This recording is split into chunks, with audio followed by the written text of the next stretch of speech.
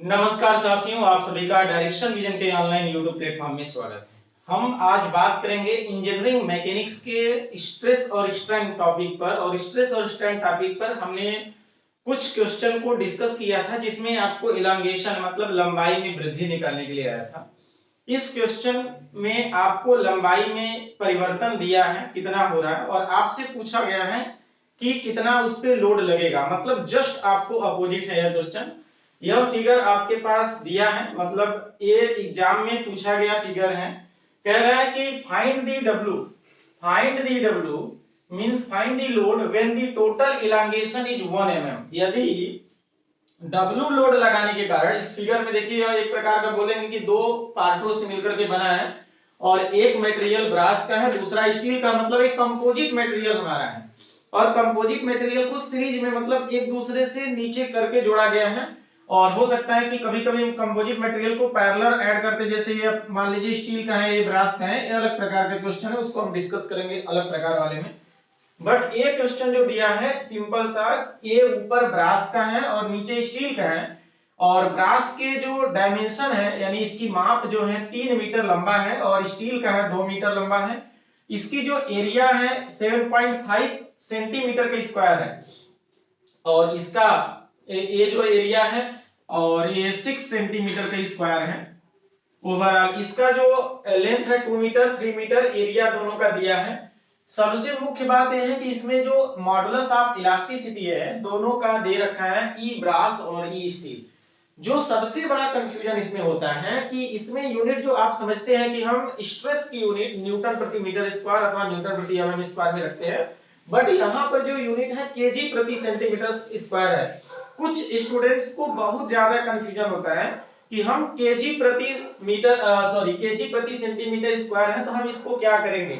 ध्यान देना, कोई भी क्वेश्चन स्ट्रेंथ ऑफ मटेरियल हो, चाहे मैकेनिक्स हो, चाहे थ्योरी या मशीन हो, एनीवन, फ्लूइड मैकेनिक्स हो, जब भी क्वेश्चन सॉल्व करिए, फर्स्ट ऑफ ऑल सभी यूनिट को मींस सभी डायमेंशन को एक यूनिट में कन्वर्ट करना है। मतलब या तो सभी को सेंटीमीटर में कन्वर्ट करना है, या तो एमएम में। हम सभी डायमेंशन को, चूंकि जितने हमारे क्लास डिस्कस किए होंगे डायरेक्शन विजन पर, सभी जो क्लास है वो न्यूटन प्रति एमएम स्क्वायर में, मतलब डायमेंशन को एमएम में करके रखा गया है। और बाद में यदि उसकी आंसर को मीटर में निकालना है तो बाद में हमने कन्वर्ट कर दिया है। हम आज भी वही काम करेंगे, और आज वो काम करेंगे कि हम केजी प्रति सेंटीमीटर स्क्वायर को न्यूटन प्रति एमएम स्क्वायर में बदला जाएगा। देखिए होता क्या है 10 पॉइंट समथिंग जो होता है, 10 पॉइंट यदि निकालेंगे, यदि यूनिट कन्वर्जन आपको नहीं आता है तो विजिट करेंगे डायरेक्शन विजन पर, आपको यूनिट कन्वर्जन पूरा डिटेल मिल जाएगा। ध्यान देना इस बात का है सिंपल सा कि इसका वैल्यू हम लोग क्या जानते हैं, यदि न्यूटन प्रति एमएम में इसका मान लिखा जाए तो बोलेंगे 1 इंटू 10 की पावर 5, 1 इंटू 10 की पावर 5 न्यूटन प्रति एमएम स्क्वायर हो जाएगा। ये कैसे आएगा, इसके लिए आपको यूनिट कन्वर्जन जानना पड़ेगा कि 10 पॉइंट समथिंग केजी प्रति centimetre square is equal to 1 newton प्रति एमएम स्क्वायर होता है। इसी प्रकार से 2 इंटू 10 पावर 6 है, तो सिंपल सा हम लोग यहां लिखेंगे 2 इंटू 10 की पावर 5 न्यूटन प्रति एमएम स्क्वायर। यदि इसको हल करना होगा तो आप समझेंगे, जानते हैं 1 KG is equal to 9.81 newton होता है, ठीक है ना। तो आप वहां से आप कर सकते हैं। हम अभी यूनिट का कन्वर्जन नहीं डिस्कस करेंगे, बस हिंट दे रहे हैं कि 1, चूंकि 1 केजी जो है किलोग्राम भार बोल सकते हैं, वो 9.81 न्यूटन होता है। आप चाहे तो सभी में डिवाइड कर सकते हैं एमएम स्क्वायर का, जैसे सभी में एमएम स्क्वायर का हम डिवाइड कर देंगे, ठीक है ना।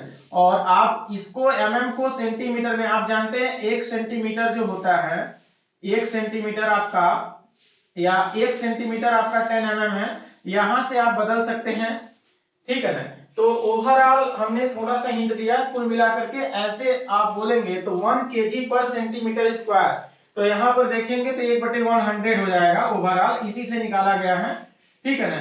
कि 1 mm कितना होगा, तो 1 mm बराबर 1/10 सेंटीमीटर हो जाएगा, ठीक है ना। वो 1/10 सेंटीमीटर हो जाएगा। तो यहाँ पर mm स्क्वायर है, तो 1/10 का स्क्वायर मतलब 1/100 सेंटीमीटर की स्क्वायर हो जाएगा। और ऊपर चला जाएगा, जैसे हमने लिखा 1 केजी, ध्यान देना 1 केजी अपान mm का स्क्वायर मतलब 1/100 सेंटीमीटर का स्क्वायर, और यहाँ पर हो जाएगा स्क्वायर बराबर 9.1 न्यूटन प्रति mm स्क्वायर।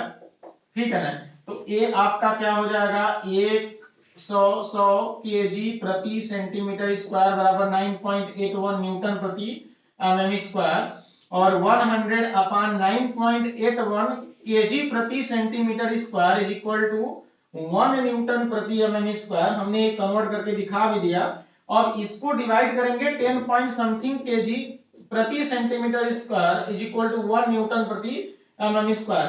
तो हमने उसको एकदम अप्रोक्स लिए हैं कि यहाँ पर 10 केजी पर सेंटीमीटर स्क्वायर बराबर 1 न्यूटन प्रति mm स्क्वायर। बाकी और भी यूनिट कन्वर्जन यदि आपको नहीं आ रहा है तो आपको कुछ नहीं करना है, डायरेक्शन विजन के ऑनलाइन यूट्यूब प्लेटफॉर्म को सब्सक्राइब करेंगे, आपको हर कुछ मिलता रहेगा।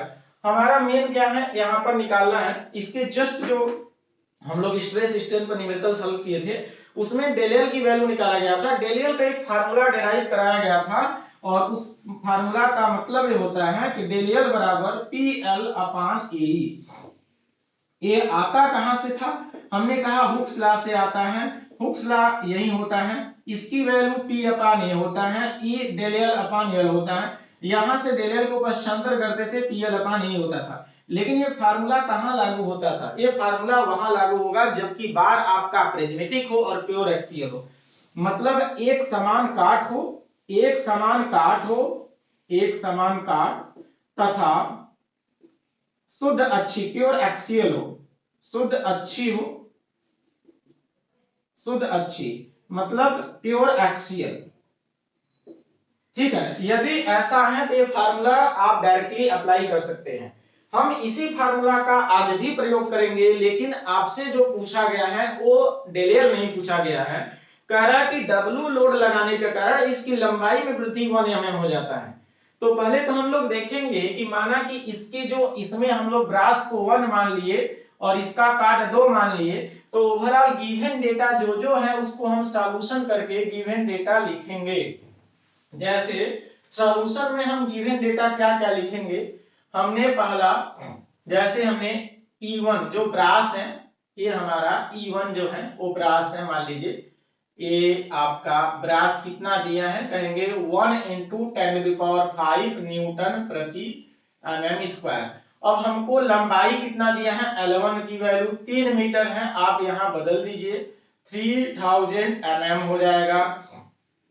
A1 की वैल्यू कितना दिया है, A1 की वैल्यू, तो A1 की वैल्यू है 7.5 सेंटीमीटर का स्क्वायर है, इसलिए आप 7.5 × 100 mm का स्क्वायर, और ओवरऑल हो जाएगा 750 mm स्क्वायर। ये आपका हो जाएगा E1 A1 और E1 L1 और आपका A1, ये हो गया। सेकेंड में यदि हम बात करेंगे तो E2 बराबर क्या हो जाएगा, ई स्टील के लिए 2 × 10⁵ न्यूटन प्रति mm स्क्वायर हो जाएगा। L2 की वैल्यू कितना हो जाएगा, L2 की वैल्यू 2 मीटर दे रखा है, इसको हम लोग 2000 कर देंगे, 2000 mm कर दिया जाएगा। इसी प्रकार से A2 की वैल्यू कितना हो जाएगा, देखिए यहाँ पर 6 सेंटीमीटर स्क्वायर है, तो आप 6 × 100 mm का square is equal to 600 mm square, ये आपका हो गया। तो इतना तो क्लियर हो गया। अब हमको देखना है कि डब्ल्यू लोड लगाने के कारण यदि इसकी लंबाई में वृद्धि, डेल L1 है और इसकी डेल L2 है, तो टोटल जो हमारा लंबाई में परिवर्तन, टोटल इलांगेशन जो है, देखिए दिया है टोटल इलांगेशन, हम लोग total elongation is equal to del L1 del L2। Del L1 का मतलब ब्रास में और डेल L2 का मतलब स्टील में, और इसकी वैल्यू हम लोग लिखते थे PL अपान ए, और A1 काट के लिए PL अपान ए काट 2 के लिए, ये हमारा फार्मूला है। देखिए P1 मतलब, देखिए यहाँ पर आप क्या बोलेंगे कि जो यहाँ पर लोड लग रहा है यही पूरी काट पर W लोड है। यदि हम काटेंगे भी, सेक्शन मानेंगे, तो यदि इधर W लगेगा तो इधर भी W लगेगा, यहां भी काटेंगे तो जितना W नीचे लगेगा उतना ही W बैलेंस के लिए ऊपर लगेगा। तो इस प्रकार से हम बोल सकते हैं, जैसे यहाँ पर हमने नाम दे दिया P1 L1 अपान A1 E1 और P2 L2 अपान A2 E2। लेकिन आप क्या जानते हैं यहाँ पर P1 और P2 और किसके बराबर है, W के बराबर। तो इसलिए हम W टोटल हम कॉमन ले ले और आपका जो बचेगा L1 अपान A1 E1 और L2 अपान A2 E2। ठीक है ना। अब आपका टोटल काम है कैसियो का, कैसियो से सॉल्यूशन आपको करना है, सब वैल्यू को पुट करना है। ठीक है ना। सभी वैल्यू को हम पुट करने जा रहे हैं। देखिए सभी वैल्यू को हम पुट करेंगे। अब आपका W की वैल्यू निकालना है, लेकिन इसकी वैल्यू देखें टोटल एलांगेशन कितना दिया है 1 mm। हमने 1 mm यहाँ रख दिया। टोटल एलांगेशन 1 mm है। सभी डायमेंशन को हमने mm में भी कन्वर्ट कर दिया है, इसलिए अब देखिए 1 mm जो होगा वो किसके बराबर होगा, कहेंगे W के। और ब्रैकेट में L1 का मान कितना है, यहां से देखिए L1 का मान 3000 है, 3000 अपान और A1 की वैल्यू कितना है, A1 की वैल्यू 750 है, तो 750 इंटू E1 की वैल्यू 1 इंटू 10⁵ ये आपका प्लस L2 की वैल्यू कितना है 2000, L2 की वैल्यू 2000 और A2 की वैल्यू है 600। ठीक है ना, एरिया A2 है, L2 अपान A2 इंटू E2। E2 की वैल्यू कितना है 2 इंटू 10⁵ ये आपका है। अब हमको ये 1 बराबर इतना टर्म है, इसको आप कैसियो से चाहे एक बार में हल करना है, चाहे आपको कैसे भी आपको हल करना है। जैसे यदि हम एक एक भाग को हल करते हैं, या मन करे तो देखिए 10 कहते 5 यहाँ है 5 यहाँ है, कॉमन भी ले सकते हैं। जैसे हमने एक लाइन और इसको बढ़ा दिया, तो यहां पर लिख सकते हैं W अपान 10⁵ ले लीजिए कॉमन, और बचेगा 3000 अपान 750 और प्लस 2000 अपान 600 और 6 दूना 12, 1200। तो आप चाहे तो इसको हल कर लीजिए। जैसे हमने हल किया 3000 डिवाइडेड बाई 750। ठीक है ना, यहां से जो आ रहा है उसमें प्लस कर दिए, इसको ब्रैकेट में लिख दिए 2000 डिवाइडेड बाई 1200। ठीक है ना, 1200 आप कर देंगे। जो आ रहा है, जैसे आ रहा है 5.66 समथिंग आ रहा है, यानी हमारा जो वैल्यू आ रहा है 1 is equal to W upon 10⁵ into 5.666। ठीक है ना, इतना आ रहा है। तो ओवरऑल अब हमको क्या करना है, अब क्या काम करना है, इसको इसी को हमको हल करना है ना, इसको हल करना है। जैसे हमको यहाँ दिखा दिए, इस चीज को हम यहाँ दिखाएं यहाँ पर, तो आप कैसे लिखेंगे इसको, देखिए इसको हमको लिखना पड़ेगा। तो W is equal to 10⁵, W is equal to 10⁵ upon 5.666। अपने से भी आप हल कर सकते हैं, मतलब 10⁵ को हम डिवाइड करेंगे जो आ रहा है, तो आपका जो आएगा 1747 ये आपका न्यूटन में आएगा। और यदि इसको किलो न्यूटन में बदलना है, आपको 1000 से डिवाइड कर देना है, तो ये आपका हो जाएगा 70.647 किलो न्यूटन। तो ये आपको W की वैल्यू आ गया। इसके जो हम पिछले वाला जो आपके साथ क्लास साझा किए थे, मींस वीडियो डिस्कस किया गया था, उसमें डेल एल की वैल्यू निकालना था। डेल एल की वैल्यू वह प्रिज्मेटिक बार था और नॉन प्योर एक्सियल था। हम प्रिज्मेटिक बार को, नॉन प्योर एक्सियल को प्योर एक्सियल में कन्वर्ट करते हैं। बड़ा ही आसान तरीके से हमने बोला था सेक्शन काटने के लिए। यदि आप नहीं देख पाए हैं तो जरूर देखेंगे, क्योंकि वैसा भी क्वेश्चन आता है। यह भी एग्जाम में आया था, और ये एग्जाम में आया गया क्वेश्चन जो पिछले वाले से डिफरेंट था। इसमें W की वैल्यू पूछा गया है, डेल एल की वैल्यू दिया है। इसके पिछले वाले में डेल एल की वैल्यू पूछ रहा था, बाकी बल की वैल्यू दिए रखा है। हमको लगता है कि आप लोग इस क्वेश्चन को क्लियर कर लिए होंगे। और भी ज्यादा सॉल्यूशन यदि आपको चाहिए तो डायरेक्शन विजन को सब्सक्राइब कर लेंगे। यदि कोई मन में डाउट है या अदर कोई क्वेश्चन आपको सोल्यूशन चाहिए तो आप कमेंट बॉक्स में जाएंगे, कमेंट करेंगे। आज के लिए बस इतना ही। आप सभी का बहुत बहुत